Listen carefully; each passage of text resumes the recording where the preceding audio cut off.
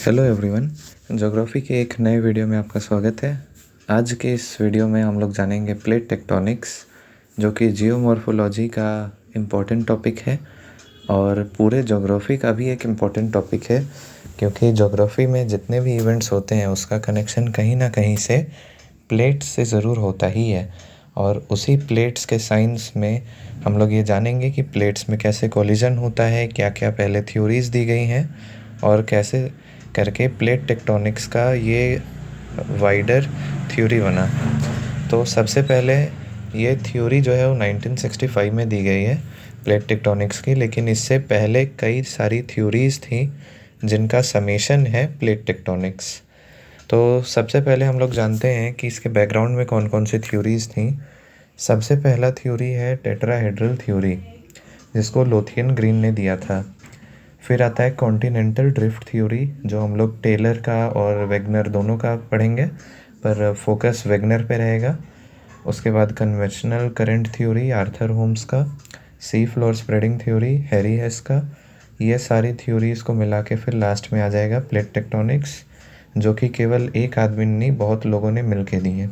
ठीक है, तो अब शुरुआत करते हैं। सबसे पहला प्लेट टेक्टोनिक्स के फर्स्ट और या फिर बोल सकते हैं ओल्डेस्ट थ्योरी से, जो कि है टेट्राहेड्रल थ्योरी। इस थ्योरी में कहा गया कि पहले एक आग का गोला था और उस आग के गोले के ठंडे होने के बाद एक इक्विलेटरल शेप बन गया और उस इक्विलेटरल शेप के सेंटर पे ओशियन था, सेंटर पे, और चारों तरफ कॉन्टिनेंट्स थे। और ये कुछ इस तरह का टेट्राहेड्रल इक्विलेटरल शेप में फॉर्म था। ठीक है, ये कहा गया था टेट्राहेड्रल थ्योरी में लोथियन ग्रीन के अनुसार। ठीक है, इस थ्योरी का ज़्यादा तो हम लोग को नहीं पढ़ना है, थोड़ा बहुत बस जान लेना है कि इस थ्योरी में क्या था। तो इस थ्योरी का अगर हम बात करें कि क्या पॉजिटिव पता चला, तो एक ही चीज़ पता चला कि इसमें बहुत अच्छे से एक्सप्लेन किया हुआ था कि अंटार्कटिका साउदर्न टिप पे है और इस बात को एक लैंड मास है। इस बात को इस थ्योरी में बहुत अच्छे से एक्सप्लेन किया गया था, तो ये इस थ्योरी का पॉजिटिव है। और अगर क्रिटिसिज्म की बात करें तो क्रिटिसिज्म बहुत सारे हैं, जिसमें मेजर है कि इसमें कॉन्टिनेंट्स को स्टेबल माना गया था, जो कि सही नहीं है, कॉन्टिनेंट्स मूव करते हैं। और दूसरा, इसका जो शेप है, जो कॉन्ट्रैक्शन के बाद या आग का गोला जब कॉन्ट्रैक्ट किया तो फिर इक्विलेटरल शेप में बन गया, तो उसके शेप पे भी बहुत सारे क्वेश्चन उठते हैं कि इस तरह का शेप क्यों बना। तो ये सब क्रिटिसिज्म में आ जाता है। तो ये था टेट्राहेड्रल थ्योरी। नेक्स्ट आते हैं continental drift theory. Continental drift theory दो लोगों का दिया हुआ है। सबसे पहले तो टेलर जी ने दिया था, टेलर महोदय ने कॉन्टिनेंटल ड्रिफ्ट थ्योरी जब दिया था तो वो माउंटेन पे फोकस करते थे। मतलब उनका मेन फोकस था कि माउंटेन का फॉर्मेशन कैसे हुआ है, उस पे उन्होंने ये दिया था अपना कॉन्टिनेंटल ड्रिफ्ट थ्योरी। ठीक है, और इसके बाद इसी का एडवांस फॉर्म बोल सकते हैं या फिर उसका रिवाइज्ड वर्जन, जिसमें और अच्छे से एक्सप्लेन किया गया, वो था वेगनर के द्वारा कॉन्टिनेंटल ड्रिफ्ट थ्योरी में, जिसको हॉरिजेंटल ड्रिफ्ट थ्योरी भी कहा जाता है। और वेगनर भी ऐसा नहीं थे कि वो कॉन्टिनेंट्स के मूव होने के लिए वो थ्योरी को दिए थे, उनका भी ऑब्जेक्टिव कुछ अलग था।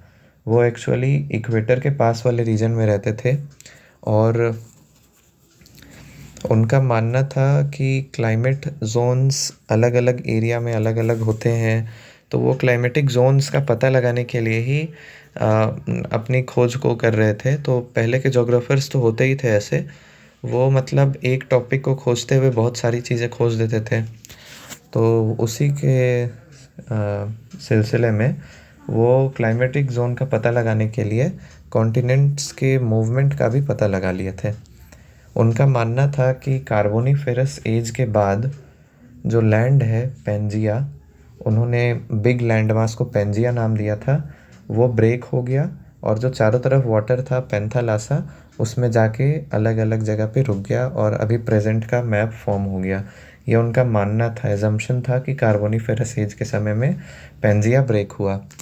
और जब उनसे पूछा गया कि क्या फोर्सेस रिस्पॉन्सिबल होंगी इसके ब्रेक होने के लिए या फिर क्यों मूव किया कॉन्टिनेंट्स, तो उनका कहना था कि टाइडल फोर्स काम किया वेस्टवर्ड मूवमेंट के लिए।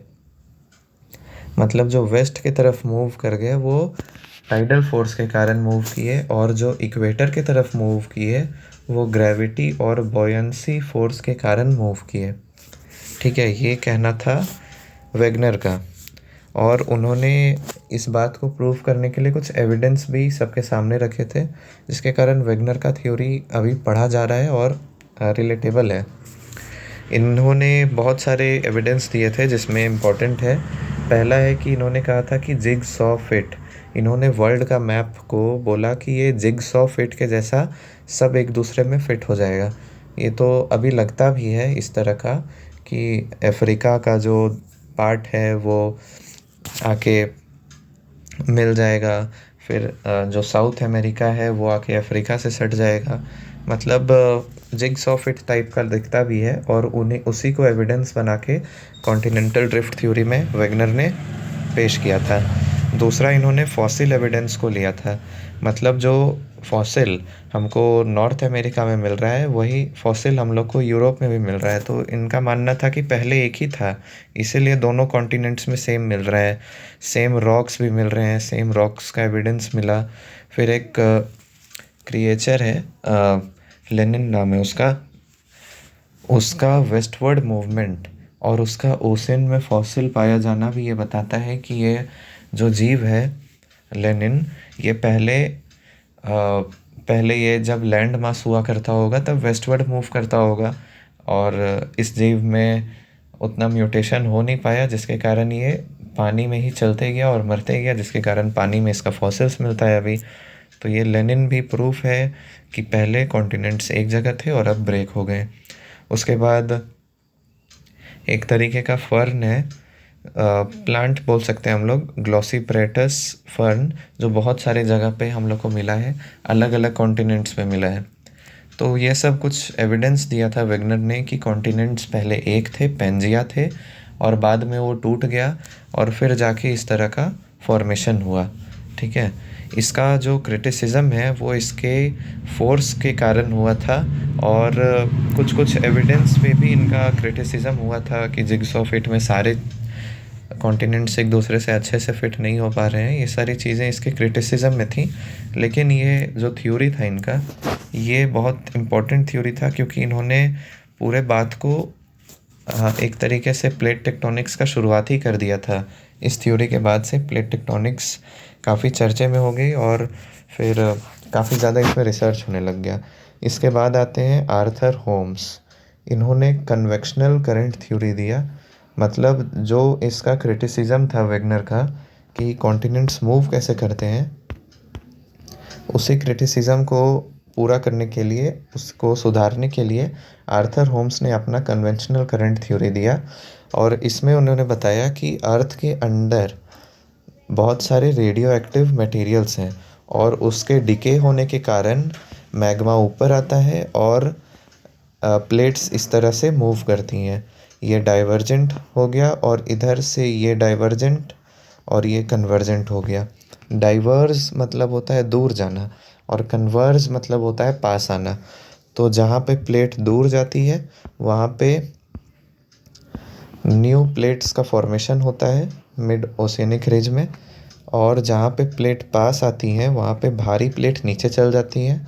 तो ओशियनिक प्लेट्स को भारी प्लेट्स बोला जाता है, तो वो कॉन्टिनेंटल प्लेट्स के नीचे चल जाती हैं और फिर इससे जो इसके पिघलने से जो मैग्मा बनता है वो बाद में जाके वोल्केनो का फॉर्म करता है इसी कॉन्टिनेंट्स पे। तो ये था कन्वेक्शनल करंट थ्योरी। इन्होंने बताया कि ये कन्वेक्शनल करंट जो है, जो इस तरीके से मूव कर रही हैं, यही रिस्पॉन्सिबल है प्लेट्स के मूव होने के लिए। तो अभी तक हम लोगों ने जाना कि दो थ्योरी को हम लोगों ने जाना, टेट्राहेड्रल थ्योरी और continental theory. Continental drift theory और कन्वेक्शनल करंट थ्योरी भी हम लोग पढ़ लिया। आज 3 थ्योरी ख़त्म हो गया है। नेक्स्ट वीडियो में हम लोग सी फ्लोर स्प्रेडिंग थ्योरी को जानेंगे और उसके बाद के वीडियो में हम लोग प्लेट टेक्टोनिक्स को अच्छे से पढ़ेंगे, उसका क्रिटिसिज्म जानेंगे, उसका बैकग्राउंड और किस तरीके से वर्ल्ड में प्लेट्स का डिस्ट्रीब्यूशन है, ये सभी चीज़ें बताई जाएंगी। तो इस तरह ये प्लेट टेक्टोनिक्स का टॉपिक ख़त्म हो जाएगा। Thank you.